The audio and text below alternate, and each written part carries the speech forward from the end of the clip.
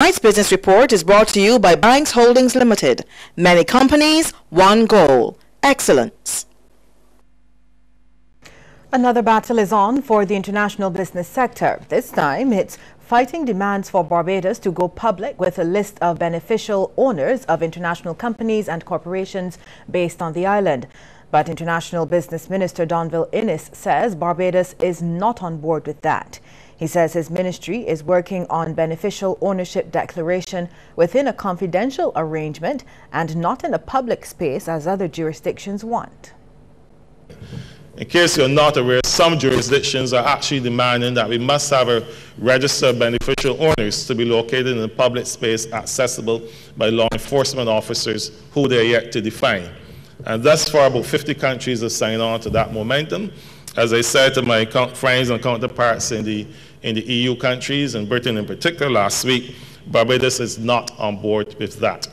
We are not prepared to place in a public space the names, addresses, and information on beneficial owners of corporations in this jurisdiction. It's a matter that we intend to fight vigorously. Surinamese businesses are seeking to penetrate the Barbadian market in a major way, and from January, Barbadians will have greater access to products and services from Suriname. A trade mission is in Barbados outlining how it plans to do that. Gilbert Van Dijk is the head of the delegation and general manager of the Suriname Business Development Center. Mr. Van Dijk has made it clear that Suriname is not coming here to compete with Barbadian products, but rather looking at the mutual benefits both countries can derive. Suriname has a strategic position. So he spoke about two markets, but we are also the access to the northeast part of South America, as they call it Nordeste, Arco Norte. That's a road that goes from Boa Vista to Macapá, which is north of Brazil, all the way to Macapá, which is the other side, and it goes through Suriname and French Guiana as well. We have French Guiana on the other side, which is Europe.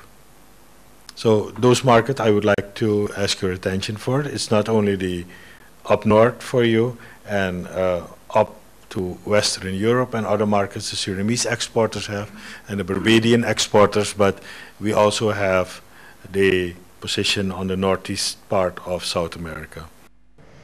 Mr. Van Dijk was speaking during a media conference on the trade mission at the Accra Beach Hotel. He says there are numerous business opportunities in CARICOM. He adds Suriname trades more than $1 million in bananas with Trinidad and Tobago alone every year. Enough market. And if we keep on complaining about you are competing with me, you are competing with me, let's sit down.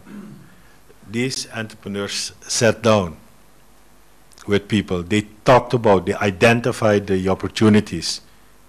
And at the end, they are both going to make money instead of spending money to importing from other countries which are outside of CARICOM. And here's a look now at how stocks traded on selected exchanges across the region. In Jamaica, Jamaica Producers Group Limited was the volume leader with 566,435 shares. In Trinidad and Tobago, First Citizens Bank Limited was the volume leader with 201,792 shares changing hands, all for a value of $6,665,136. And here in Barbados, Goddard Enterprises Limited was the volume leader, trading 1,000 shares at $8.90.